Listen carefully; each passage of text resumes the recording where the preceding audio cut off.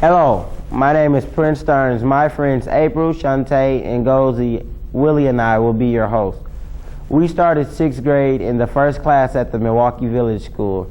In addition to our academic work, we got the chance to have many experiences outside of the school building. As we share with you our community ventures, you will note topics appearing on your screen. These are to keep you aware of the learning that was going on at all times.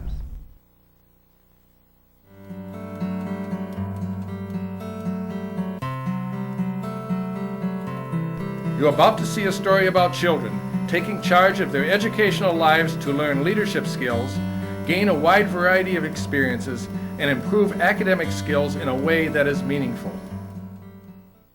The Village School philosophy brought community members into school, took children out of the school into the community to make learning real.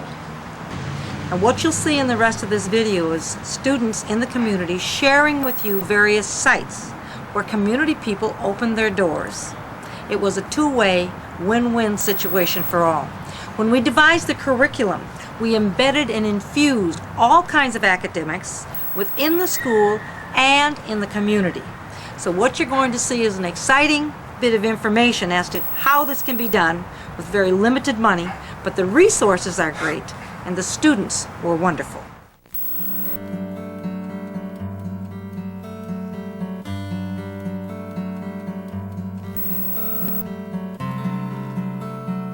Shantae and April are entering the Reader's Choice bookstore, which is owned by Carla Allison. We're here at Reader's Choice Bookstore with Carla Allison. What motivates you to help the Milwaukee Village School? Well, helping the Village School, becoming involved with the Village School is very much a part of my mission. Part of my mission is to ensure that young people, such as yourselves, that is when you were much younger there, are actively involved in a wide selection of reading materials. So I was delighted to respond to your invitation to become involved with you.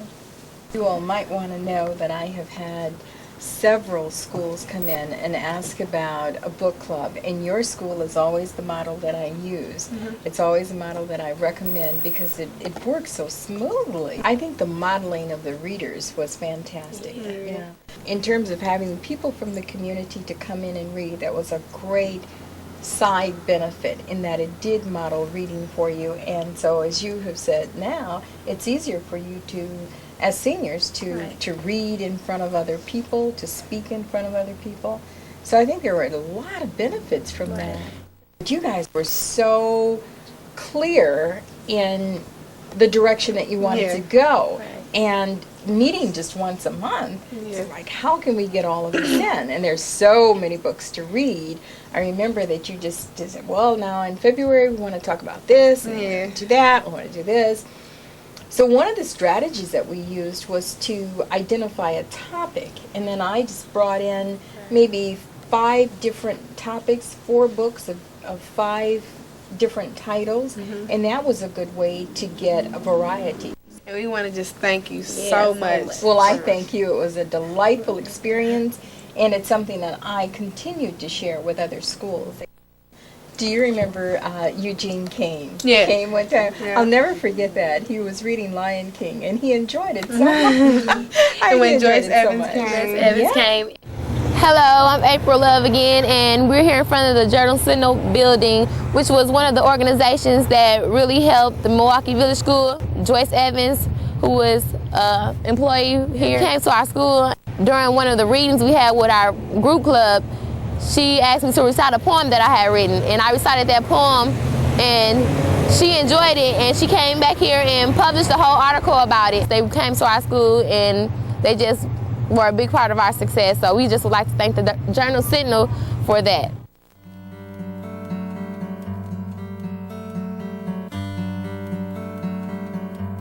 This is Tracy Ravindran, one of our partners from CH2M Hill. I taught a 6th grade class about the principles of wastewater treatment plant through an in-class demonstration using a fish tank and some dirty water and showing how sedimentation, filtration, and chlorination works with a small demonstration. and then follow through with a few worksheets, and finally with a visit to the Jones Island wastewater treatment plant. What value do you think your project was to the Milwaukee Village School? Well, I think it taught how you can apply science to the real world, and I demonstrated how science is applied to cleaning up the dirty water in Milwaukee. If you had the chance to do it all over again, would you do it? Oh, definitely, yes. The kids were great, and I think they really enjoyed going to the plant and learning about how the water is cleaned in Milwaukee. I want to thank you for coming out, for being in our show. You're welcome. I really learned so much at Growing Power with Mr. Allen, and never even knew that he was a former professional basketball player until many months into our project. I'd like to introduce Mr. Will Allen. He's a pretty good friend of mine. We have this greenhouse right now at Growing Power. He can explain the program to you a little bit better. Will. Okay, thank you, Willie. Willie was one of the original students that came here from the village school. Actually, it was the first group that Mary Budish brought here from the village school to actually start our program, working with youth around agriculture, around food systems, around food security. Nutrition. We try to get young people like Willie and his peers to change some of their eating habits. What made you take us under your wing in the beginning? Well, I have 3 kids myself, and I know how important it is for young people to learn about where their food comes from, and also the fact that you guys came here and approached me with your teacher, Ms. Budish, and I felt that was really an important step. I don't consider this stuff that I do my stuff. I'm just passing on stuff that was passed on to me by my parents and other elders and stuff that I've learned over the years. So it's just a matter of me passing on stuff that I know and feel comfortable with to you guys. And one of the things that I said back then to you guys, I don't know if you remember this, but I wanted you guys to pass on the stuff that you were learning to your peers. Has working with us lead to like any other bigger major programs like ours since then? Yes, like I said, the initial work with you guys gave me a lot of confidence in terms and a lot of inspiration because of what I saw from what you guys got out of it. So we're really trying to get you guys connected to the food system and to really respect where your food comes from and how hard it is. And I know you guys have grown some stuff that wasn't as successful, and that's part of the whole process of learning that not everything's going to be successful in life. So it's kind of a nurturing thing too, and learning how to recover from failures. Because as a farmer, I farm over 100 acres, and not everything works out, and that's the way life is. A lot of kids in schools, you guys can sit down and read about microorganisms, but you don't really get it until you can come out and see them. Take out a sample out of a worm box and look at it, or take a sample out of a fish tank and look at it, or touch it and feel it. Do stuff. I can read about it all I want, but if I don't do it, I'm not going to learn it. Like you said, a lot of things I did here, I find myself still helping my own grandmother still go garden sometimes, and it's actually kind of soothing and calming. There's something very spiritual about touching the soil that really soothes people, like you said. And I find that with groups. I have groups that come in here for the first time, and the girls will say, I'm not going to touch the soil. Guys will say, I'm not going to do this. And 10 minutes later, they got their hands all in the soil. If you had a chance to do it all over again, would you do it again? Oh, absolutely. It's been this has become my life. Kind of a meaningful part of my life is working with young people. Not only young people, but our program is really multi-generational. So we're working with young people, adults, elders, really passing on information to the whole community. And it's something that's been a very inspirational part of my life now. And it's what I do now. It's part of what I do. The results don't always show up right away. It takes a bunch of years, like you, to see you mature and to become, going to graduate, and that makes me feel good. To see you come back and want to still stay connected and remembering that you're involved in this program. Makes me feel very good. All right. Well, I think that about brings our interview to an end. I'd like to say thank you for one more time just for giving us this opportunity, and thank you for giving us some of your time. I loved being at the television studio and learning about cameras, but most of all, I liked being on television. My most memorable experience was when we came, well, first we were in the classroom and we had to figure out a public service announcement. We had to choose a topic, just violence prevention, anything, and we broke up into different groups and we worked on that topic. We worked on a script, we worked on everything so that we can create a public service announcement. It was like a little movie, I call it. So then we came down to Meta, they showed us how to use everything from cameras to how to edit to just everything about television production. Now that public service announcement you just got through talking about is an exciting experience. That was an English assignment, wasn't it? Yeah.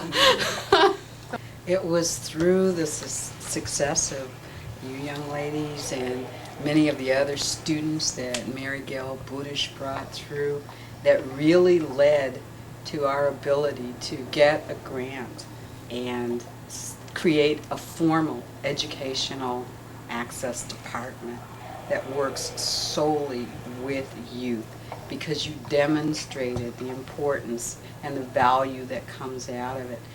So you were able to combine fun and learning, and for us here as staff, we had a lot of fun with you too. This bus company's personnel treated us so nicely that we used our best behavior.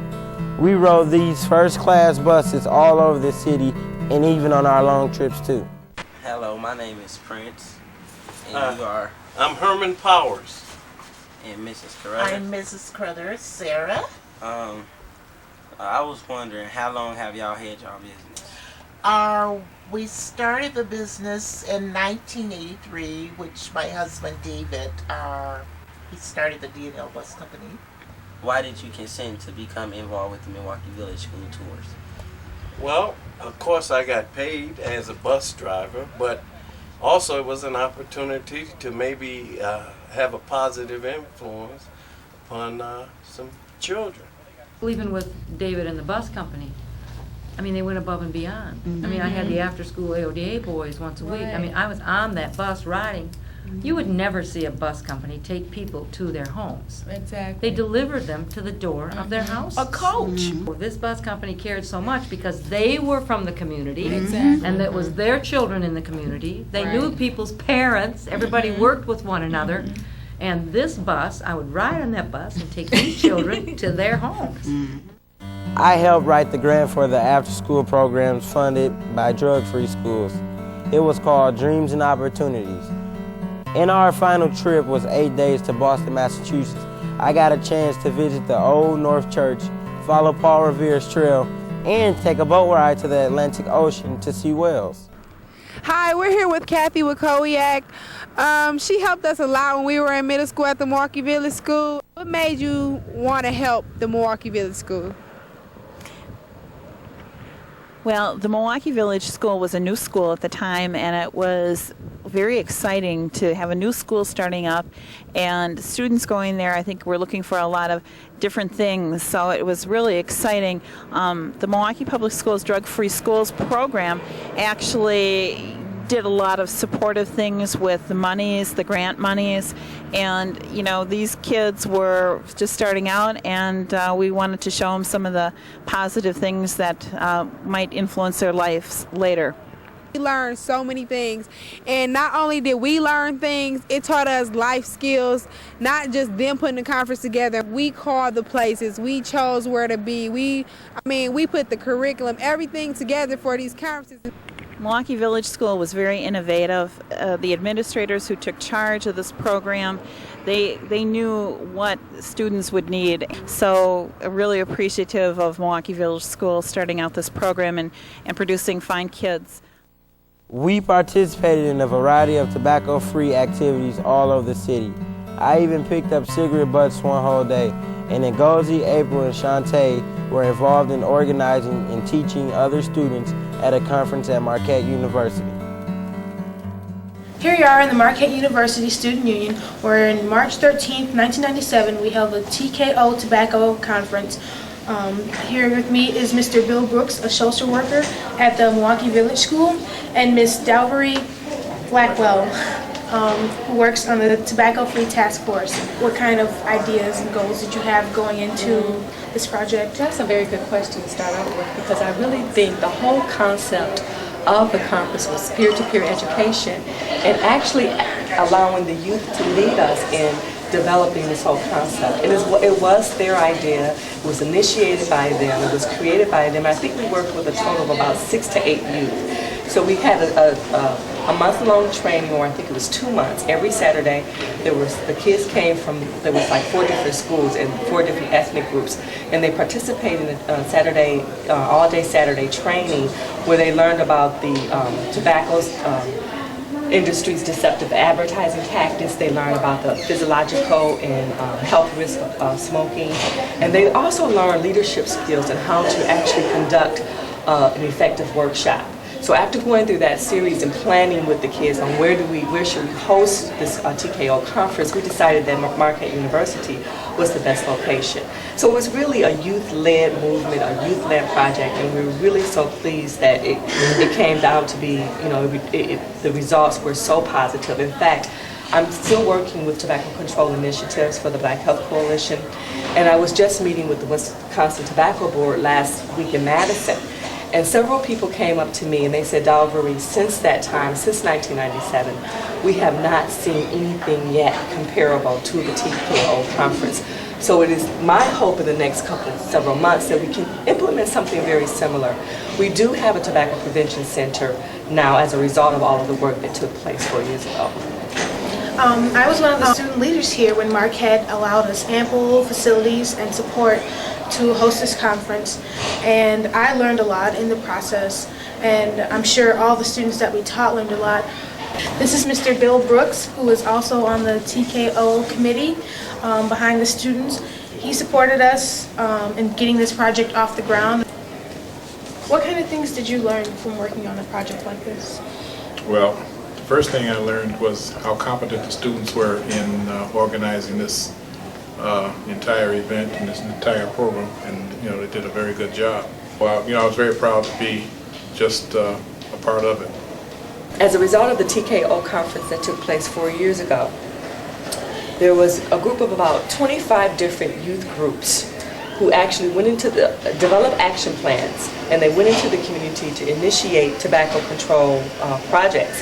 One of the projects that I remember very clearly is that one group took pictures of all of the tobacco billboards in the community, and they wanted to eliminate the tobacco billboards, so they went to the tobacco companies and they convinced them to eliminate some of the billboards in the community. I have just shared with you a few of the community-based activities offered at the Milwaukee Village School. I really learned a lot in those middle school years, and it gave me the good, well-rounded education that was very helpful to me in life and in high school. Here are a few interviews with us as high school seniors. I'm April and this is Shantae, and we're here at Harold S. Vincent High School with our principal, Mrs. Gloria Erkins. And Ms. Erkins has been just an outstanding principal to us. And we know that the two of you came in very involved in everything. Shantae and April are very active. They keep their grades up, and they also both participate year-round in sporting activities. April, I know, is on the volleyball team. She and Shantae are both on the volleyball team. They're on the basketball team, and they're also on the softball team. And they can't do anything one without the other. The two of them have been together, and we are really proud of both of them and their accomplishments here at Vincent High School. I remember way back in Know Your Car, you did have an interest in it. That was about it, you know. Had an interest. Well, that was what, 2 years ago? Had talent too. 2.5 years. Well, your talent has come along, you know, but good. You've bloomed a lot this year, you know, especially with some of our projects and that. A lot of stuff that you've actually excelled in, you know, which is good to see. And you've matured too. When I came to Know Your Car, I seen I was pretty good at it. taking off the first couple of inches. Now I just might stick with this. I'm in an apprenticeship program now. A starting technician will make anywhere from $30,000 to $40,000 with a few certifications. So, and Willie has the talent, he has the knack to do this, and it was evident from early on. And it's always nice to find students like Willie, also that had their bases, you know, covered, started early at North, you know, actually at the Village, you know, and had chosen to stay here at North and take advantage of what we have here. I'm Marguerite McGill, teacher at North Division High School. This is Prince Starnes. I'm one of Prince's teachers. I've had the fortune to have him for the last couple of years in a couple of different classes. I should let him get a word in edgewise, but Prince was middle school North Division, called the Milwaukee Village School, followed by high school at